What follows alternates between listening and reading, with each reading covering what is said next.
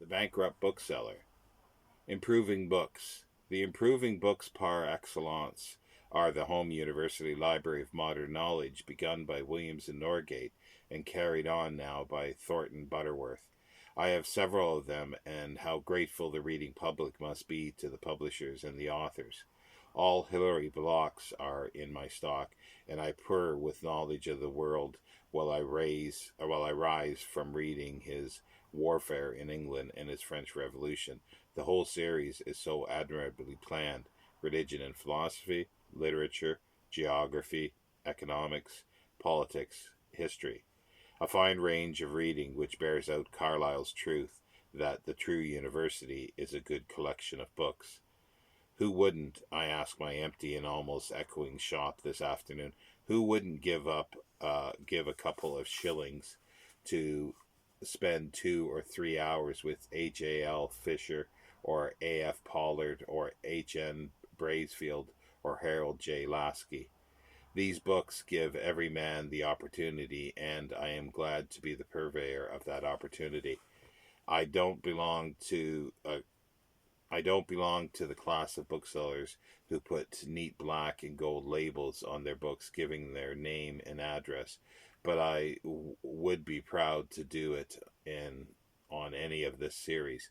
H.A.L. Fisher and Gilbert Murray, great educationalists though they are, have done nothing better than they have done in devising and directing this series.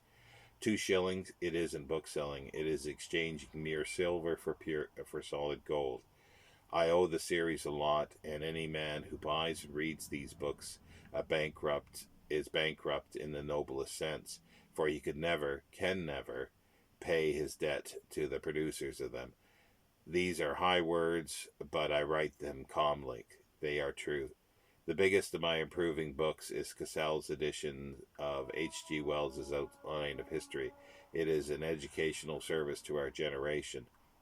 If Alfred Harmsworth is entitled, as I think he is, to the credit of the discovery of the new generation of readers who, taught in state schools, seek to expand their knowledge in the daily and other mails, Herbert George Wells is entitled to the credit of having taken them one step further. His Outline of History is stimulating. I am told it is not all history, but it is not history, a fable, which wise men are agreed. I have both his Outline of History 1920 and his Short History of the World 1922. Horriban's diagrams are most entertaining. He has an openness of line which makes his pictures as fresh and attractive as flowers in the spring. The chapters on the making of the world and the making of man tell the evolution story as entertaining as a fairy tale, and yet as accurately as modern science knows. There are handbooks on the background of history, and make me glad for the new generation, which starts where the ardent debating rationalist Victorians left off their work. What an attractive story Wells has to tell now that the dust and conflict which Darwin and Huxley raised are now the all but proven facts of the beginning of things. Short of moral homilies, of which I have few, there are no improving books in my stock to compare with these. A dead lot, I think, my set of Carlyle. I am a little weary of this great man, and I am weary of having my 20 volumes by Chapman and Hall on my shelves. I would sell them willingly. Carlyle's thunder is all in extracts and anthologies nowadays. I doubt if anyone reads him thoroughly. Sartor Resartus I have sold, and the French Revolution, but who buys Life of Schiller or his critical essays? None of my customers has done up to this date anyway, and yet how good he is. I always liked the man and his work, but oh, this set of 20 volumes. How I wish I could get rid of them. All booksellers have bête noirs, and these appear more among the improving books than in any other class, especially improving books in collected editions. Ought there to be a collected editions occurs to me as I look at Carlyle again, and my Kipling, and a set of Leonard Merrick. They are the product of the optimism of publishers and the vanity of great men, and they are often the bane of booksellers. Few of us like all a man wrote, and more than we could like all a man did or thought. The collected edition tells us we ought to love the writer in 20 manifestations of his genius if we have loved him in one. That may be, as has to be, good enough as a basis for marriage. We love her smile, the way she walks or talks, and we take her altogether for better or for worse. But books, ought we to have to swallow the book because we like the bait? Are we quite such poor fish? I place the Legacy series published by the Oxford Press very high in the list of books which are improving without making the reader pompous. The Legacy of Greece appeals to me most, and the Legacy of the Middle Ages appeals to me least of all, but they all appeal. They are good sellers.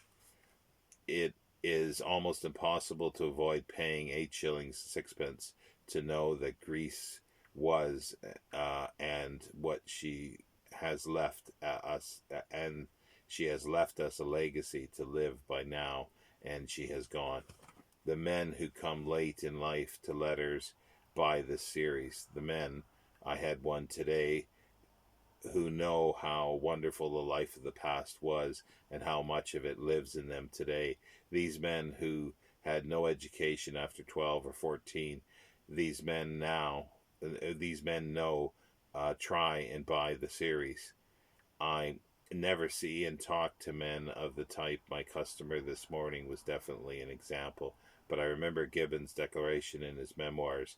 Every man, the historian of the decline of fall asserts, who rises above the common level and received 2 educations, the first from his teachers, the second, more personal and important, from himself. It is such second educations we booksellers provide, and the desire lies behind the demand. Long may it flourish for improving books. Next short section, Alas, the Unreturning Past. Quite a nice young girl bought one of A. A. Milne's today, and as she took it from me, she accidentally upset a rectangular tower of books by the same author, which I had set out for display. She was very profuse with her apologies. I stooped to pick up the fallen books, and as my eyes rested on the floor at her feet, I noticed her shoes.